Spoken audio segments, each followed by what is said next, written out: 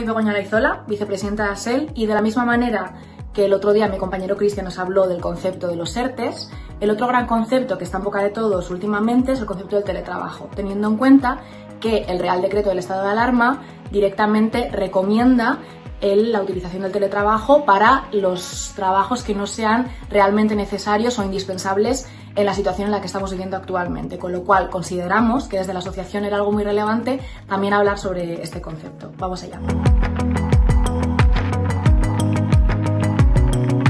Para empezar la historia del teletrabajo, nos remontamos al primer momento en el que entendemos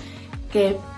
se crea el teletrabajo como tal, que es en 1973, en medio de la crisis del petróleo, en el cual una medida para reducir los desplazamientos de casa al trabajo es introducida por Jack Miles en Estados Unidos, en la que se introduce el telecomputing, que es básicamente la noción de que el trabajador trabaja desde su casa en vez de la visión tradicional de que el trabajador tiene que desplazarse a su puesto de trabajo, sino que básicamente se le da un poco la vuelta a ese concepto y el trabajo se lleva a casa del trabajador. En el momento en el que se utilizan las nuevas tecnologías, como pueden ser por ejemplo los ordenadores, para llevar a cabo estas diferentes medidas. Evidentemente, a partir de 1973 y sobre todo después del boom tecnológico y de globalización que surge a partir de los 90, esta práctica se hace muchísimo más frecuente. Y es en 2012, en la ley del 6 de julio 3/2012 en España, donde se introduce por una reforma en el artículo 13 del Estatuto del Trabajador, básicamente la noción del trabajo a distancia, en la que se recoge más o menos una definición que viene a decir un poco lo mismo que decía Jack Miles, básicamente un trabajo que no se realiza en el puesto de trabajo, sino que se realiza fuera de ese lugar de trabajo, bien puede ser en el domicilio o en otro lugar, normalmente siendo el domicilio, en la que el trabajador, a través de nuevas tecnologías, lo que hace es realizar el mismo trabajo que podría realizar en ese puesto, pero desde la comodidad de su casa. En cuanto al funcionamiento de cómo se desarrolla ese teletrabajo en las relaciones entre la empresa y el trabajador o teletrabajador, hay que tener en cuenta que la empresa primeramente tiene que tener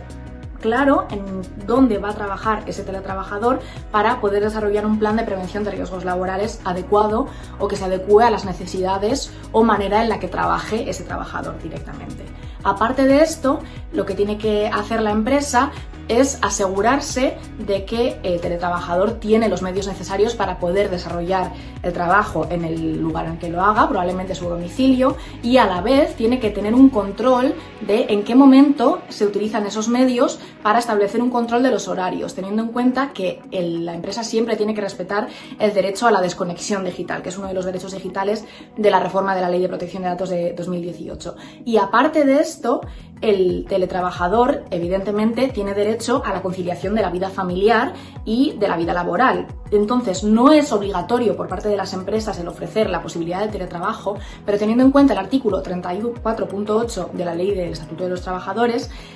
sí que existe una especie de vía por parte del trabajador para solicitar y poner un poco de presión en la empresa a la hora de solicitarlo, teniendo en cuenta que debe haber una conciliación familiar con la vida laboral también, ¿no? Con lo cual, esta especie de derecho de adaptación de la jornada de trabajo a la carta, de la que se suele hablar mucho, es una especie de vía de escape para poder solicitar el teletrabajo, con lo cual no es algo obligatorio, pero sí que es recomendable. Por último, vamos a establecer unas ideas o líneas básicas de los pros y contras que han ido surgiendo todos estos años en el momento en el que se ha empezado a desarrollar el teletrabajo. Primero, yendo con los pros, evidentemente, algo que se ha demostrado en muchos estudios es que hay un incremento bastante significante de la productividad. Y no solo eso, sino que aparte de que haya un incremento de la productividad, evidentemente, de manera totalmente directa e intuitiva, el absentismo laboral también se ve reducido. Y aparte de esto, hay unas ventajas colaterales que puede ser, por ejemplo, que el teletrabajo puede servir para la inserción de personas que tengan ciertas discapacidades o que no pueden acudir a su puesto de trabajo de manera normal o de manera regular, con lo cual sí que existen también ventajas en cuanto a la inclusión, por ejemplo, de personas que no pueden realizar su trabajo en el puesto de trabajo de manera normal, ¿no? Pero sí que es verdad que este aumento de la productividad se puede ver relacionado con algunas desventajas que son los principales problemas que tiene esta dinámica de trabajo, como pueden ser, por ejemplo, que en el momento en el que se aumenta la productividad, probablemente se pueda relacionar esta idea con que existe bastante dificultad a la hora de establecer las diferencias entre el momento en el que el teletrabajador está trabajando y la vida del teletrabajador, porque se realiza el trabajo en el mismo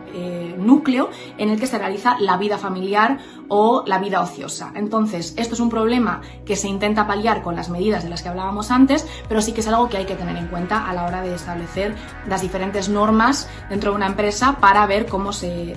habla o se establecen las diferentes directrices dentro del teletrabajo. Y aparte de esto, lo que puede ocurrir es que el teletrabajador al final se aísle un poco de la vida laboral, no en el sentido de ir directamente a trabajar, sino en las cosas positivas que puede, por ejemplo, repercutir el que tú vayas a tu puesto de trabajo, como puede ser tener relaciones interpersonales con gente dentro del trabajo, con lo cual también hay que tener en cuenta que hay que tener mucho cuidado con la parte del aislamiento que puede producir el teletrabajo. Pero en general vemos como hay unos pros que son bastante significativos y unos contras que con una regulación lo suficientemente fuerte y establecida se pueden paliar de alguna manera, con lo cual evidentemente el teletrabajo es una opción que las empresas tienen que tener en cuenta, sobre todo teniendo en cuenta la situación que estamos viviendo actualmente.